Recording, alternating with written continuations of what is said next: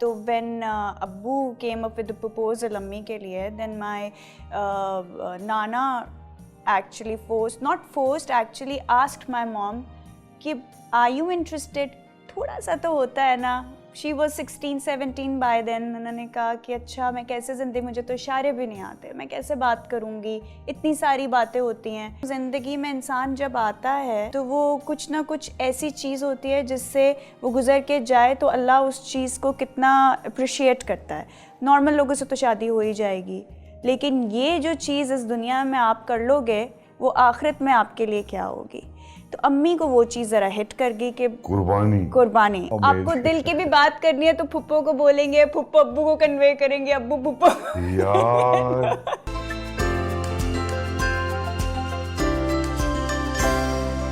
کہاں ہیں آج کل آپ؟ نظر کم آتی ہیں. کیا ہو گیا؟ شادی کے بعد بھاگ گئی آپ؟ یا میاں سنا ٹائم ہی نہیں دیتا ہے؟ اتنا بڑا ایک عشق کا وہ ہے کہ وہ کہتا نہیں 2 منٹ بھی نہیں چھوڑنا. سب سے پہلے السلام علیکم, تھینکس فار ہیونگ می آن دا شو. اور دوسرا یہ کہ نہیں, میاں کو تو آپ بہت عرصے سے جانتے ہیں, مجھ سے پہلے آپ جانتے ہیں. میرے بھتیجوں کا بیسٹ فرینڈ ہے. ایگزیکٹلی, تو وہی تو کہہ رہی ہوں, مجھ سے پہلے سے آپ جانتے ہیں. اور نہیں مگر ظاہر ہے اب تمہاری شادی ہو گئی ہے تو اب ظاہر ہے اس بچے کا ایک نیا ایکسپیکٹ سامنے آیا ہے کہ وہ چھوڑ نہیں رہا. نہیں ایسا کچھ نہیں ہے. سو بیسکلی وہ تھا ہی آلریڈی دبئی میں. وین وی گاٹ میرڈ تو I had to move to Dubai. پھر وہ بیک اینڈ فورتھ آنا جانا میرے لیے 1.5 گھنٹے کی فلائٹ ہے ہو رہا تھا, because I did my project in 2018 شادی کے بعد. تو وہ آنا جانا اور میں ویسے بھی بڑا ہوم اورینٹڈ ٹائپ کے گھر کا ہونا. آپ کا ملک ہے, مدیحہ افتخار ایک بہت بڑا نام ہے.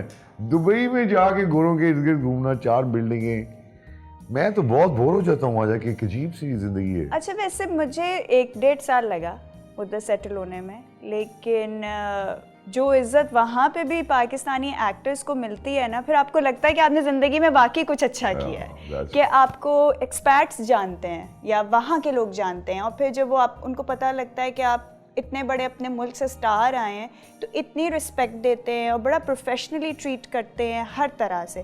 تو وہ چیزیں مجھے لگتا ہے تھوڑی لیک کرتی ہیں پاکستان میں. آپ شروع کروا دیں نا, آپ آ گئی ہیں جو سیکھ کے آئی ہیں سکھانا شروع کر دیں. کاش اتنا آسان ہو ساجد بھائی. مدیحہ میں سمجھتا ہوں پاکستانی لوگ دنیا کے سب سے اچھے, سب سے کھلے دل کے, بہت سب سے پیارے لوگ ہیں. یہ جو اوپر لوگوں کی جو باتیں ہیں وہ اپنی جگہ ہیں, لیکن میں کیونکہ اسی زندگی گزار دی ساری اسی ملک میں, مجھے اس سے زیادہ پیارے لوگ دنیا میں نہیں ملتے. میں ان کے اوپر جان دیتا ہوں. اس سے پیارے لوگ کہیں بھی نہیں ہیں. وہ بات صحیح ہے. کچھ ہیں, سمجھ گئے.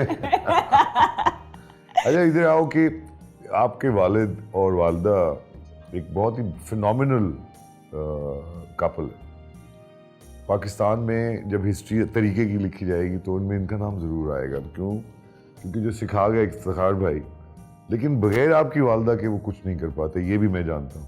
تو یہ جو سٹوری ہے ان کی, یہ تو بتائیں نا کہ ایک آدمی جو امپیئرڈ ہے, جن کی ایک بہت بڑا ایک سیٹ بیک, ایسی خاتون کہ جو اس آدمی کے ساتھ کہ نہیں میں تیرے نال زندگی گزارنی اور زندگی بھی ایسے گزارنی ہے کہ وہ تو ہم بعد میں یہ بتائیں. یہ جو اس کا کوئی واقعہ پتہ ہے آپ کو؟ پوچھا ہے آپ نے کہ کیا ہو؟ So basically it's arrange marriage. ان کی شادی جو ہے ارینج میرج تھی. ٹھیک ہے, لیکن ماں نے ہاں کی نا. پھر بھی ماں نے ہاں کی.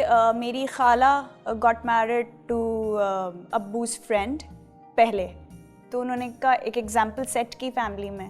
تو وین ابو came up with the proposal امی کے لیے, دین مائی نانا actually actually asked my mom کہ are you interested.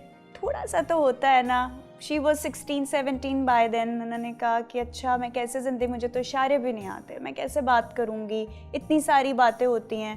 تو then my nana forced her in a sense کہ دیکھو تم زندگی میں انسان جب آتا ہے تو وہ کچھ نہ کچھ ایسی چیز ہوتی ہے جس سے وہ گزر کے جائے تو اللہ اس چیز کو کتنا اپریشیٹ کرتا ہے. نارمل لوگوں سے تو شادی ہو ہی جائے گی, لیکن یہ جو چیز اس دنیا میں آپ کر لو گے وہ آخرت میں آپ کے لیے کیا ہوگی.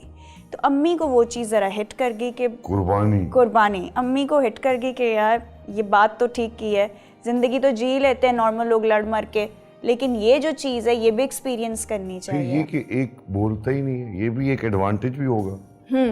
بولتے رہو نا, آپ بولتے رہو, یہ آپ کو لگتا ہے, آپ کو کہے, لیکن یہ آپ کو لگتا ہے. اچھا یہ لگتا ہے بس. دین دے گاٹ میرڈ. ہاں, تو پھر ابو نے آہستہ آہستہ امی کو سائن لینگویج سکھانا شروع کی, کیونکہ وہ جوائنٹ فیملی سسٹم تھا. پھر انٹرپریٹر بھی تھرڈ پرسن اس وقت. آپ کو دل کی بھی بات کرنی ہے تو پھپھو کو بولیں گے, پھپھو ابو کو کنوے کریں گے, ابو پھپھو. یار تو لیکن کمال آدمی تھے افتخار صاحب. دیکھیے انہوں نے جو ایک کمال پاکستان کے لیے کام کیا, وہ بولتے ہاتھ. میں اس کو دیکھتا تھا پروگرام کو, بائی دا وے میں ساتھ چاہتا تھا سائن لینگویج سیکھنا.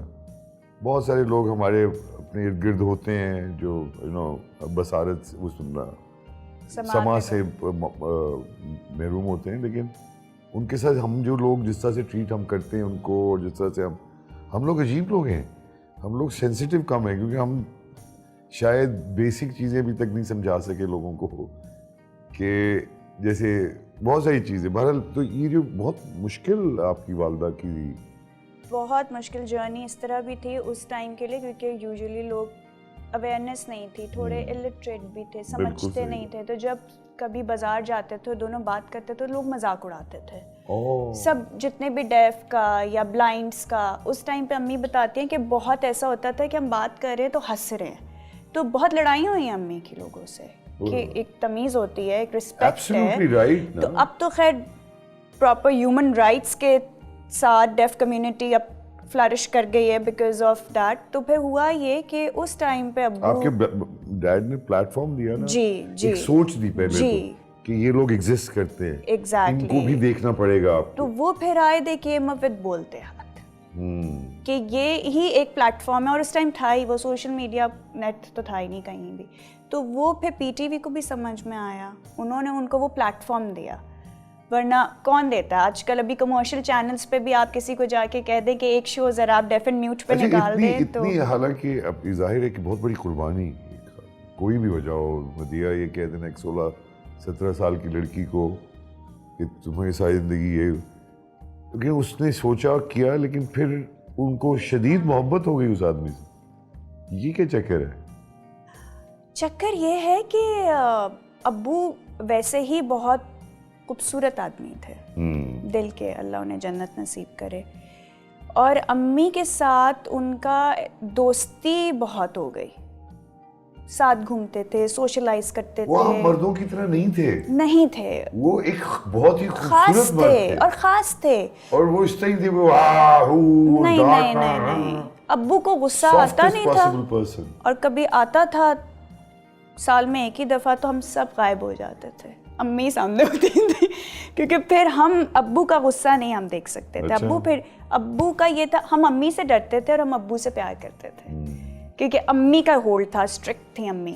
ابو نہیں تھے. ہم رات کو ابو تھکے ہوئے بھی آتے تھے 11-12 بجے, ہم کہتے تھے ابو آئس کریم کھانے جانا ہے, وہ لے کے جائیں گے. امی ان کے ساتھ ہمیں لے کے جائیں گی. ایوری ویکینڈ ابو کا ہوتا تھا کہ میری بیٹیاں کہیں بھی میں ان کو لانگ ٹرپ پہ لے کے جاؤں, یہ گھومیں, آؤٹ آف کنٹری جائیں. انٹرپریٹر میری بہنیں بن گئی, میں تو اس وقت چھوٹی تھی. بڑی والیوں کو انہوں نے انٹرپریٹر بنایا, انہوں نے پوری دنیا کی کانفرنسز کی ہیں, چیئرمین رہ چکے ہیں. بڑے ہینڈز آن قسم کے فادر تھے, خود سکھایا کرتے, ہر چیز خود, اور آتی بھی سب کچھ آتا. ٹائم بھی بے تحاشا دیا. پھر بیٹیوں کو تو پورا ہی ٹائم دیا انہوں نے, اپنی زندگی دے دی. مطلب مجھے نہیں کبھی یاد پڑتا ہے کہ ابو نے کہا ہو کہ میں نہیں کر سکتا, امی کو تم کرا دو, یا تم لے جاؤ, یا تم کر لو.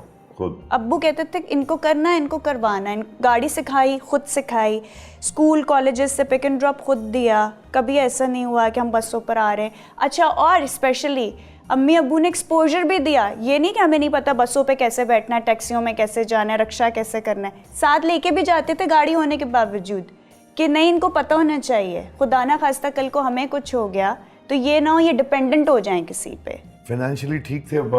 فائنینشلی ہاں ٹھیک تھے. 4-5 جابس کرتے تھے. صبح آفس میں ٹیچر تھے ڈیف اسکول میں آرٹس کے, NCA سے پڑھے ہوئے تھے, گرافک ڈیزائنر تھے, فری لانس بہت کام کرتے تھے, اورینٹ, انٹرفلو, ایونیو ان لوگوں کے ساتھ اسٹوری بورڈز بہت بنائی ہیں. مینا اگر آپ نے دیکھا ہو, بالکل وہ ابو نے ہی بنایا تھا پی ٹی وی کے لیے. اور بہت سارے کام, بہت. اب میں جب ان کا پورٹ فولیو کھول رہی ہوں نا تو اتنا پورٹ فولیو ہے کہ ابھی تو فی الحال میں نے اس کو کھول رہی ہو. اب کھول رہی ہوں.